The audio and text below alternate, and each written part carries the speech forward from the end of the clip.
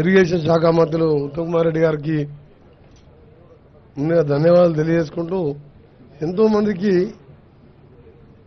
October 21 తర్వాత ఎంతో మందికి ప్రాజెక్టు మీద అంతకుముందు ఏదో అద్భుతమైన కట్టడాలు టూరిస్ట్ పాయింట్గా ఏదో పేరున్న ప్రాజెక్టులు జరిగిన అక్టోబర్ 21 సంఘటనతో యావత్ ప్రజలు ఉలిక్కిపడడంతో పాటు దాని ఎన్నో అనుమానాలు వచ్చినాయి.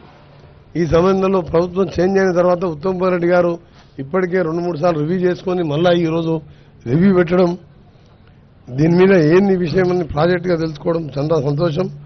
వారికి ధన్యవాదాలు తెలియజేసుకుంటూ అలాగే గౌరవ మంత్రివర్లు శ్రీనివాసరెడ్డి గారు, గౌరవ మంత్రివర్లు ప్రభాకర్ గారికి, వివేక్ భాయ్ గారికి, జీవనన్న గారికి, ఈఎన్సీ గారు ఒకటే ఈఎన్సీ గారు నాకు ఒకటే 2-3 క్లారిఫికేషన్ ఎక్కువ నేను స్పీచ్ ఇవ్వదలుచుకోలేదు. మాకు మొత్తం ప్రాజెక్టు గురించి పూర్తిగా ఐడియా ఉన్నది. ఎందుకంటే 2004 కాళేశ్వరం ప్రాణహిత చెవుల్లో మొదలుపెట్టినప్పుడు కూడా నేను ఇరిగేషన్లో మీ అన్ని సబ్జెక్టులో కూడా అప్పుడు నేను గౌరవ అప్పటి ముఖ్యమంత్రి ఎవరిళ్ళు నన్ను ఇన్వాల్వ్ చేసి ఆ ప్రాజెక్టులో విజిట్కి పంపించును. అసలు తొమ్మిడిగట్టి దగ్గర మీరు కట్టడానికి అప్పుడున్న గవర్నమెంట్లో సబ్మిట్ చేయేది 3,000 ఎకరాలు చిల్లరనే. అప్పుడు కన్విన్స్ చేసేదానికి అవకాశాలు ఉండే. ఫడ్నవీస్ గారు ముఖ్యమంత్రిగా ఉండే, అంతకుముందు ఆయన ఎగనైజ్ చేసినప్పుడు ఆపోజిషన్ లీడర్ ఉండే.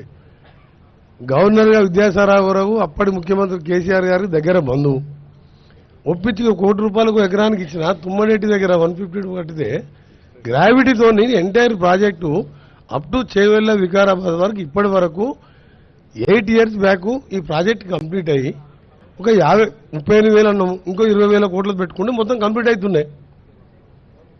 అంటే ఈ వాంటెడ్లు చేసిందా, అసలు ఇంజనీర్స్ ఏమైనా అడ్వైస్ తీసుకున్నా, లేకపోతే కేసీఆర్ గారు ముఖ్యమంత్రిగా ఆయననే చీఫ్ ఇంజనీర్గా డిజైన్ చేసిందా, ఇది అసలు ప్రజలకు తెలియాలి. అసలు ఇది ఎవరైనా కిందికి పోయే గ్రావిటీ పోయి కింద పోయే వాటరు కింద 3 బ్యారేజ్ కట్టి పైకి తీసుకొచ్చి కిందికి వదిలిపెట్టడము అదొక తుక్కులకు చర్య. అది ఇంకా మీరు రాను ఇంకా కిందికి పోయి పోలవరం దగ్గర కట్టి మళ్ళీ 3 బ్యారేజ్ కట్టేవారు. మీరు ఏంది పని అది?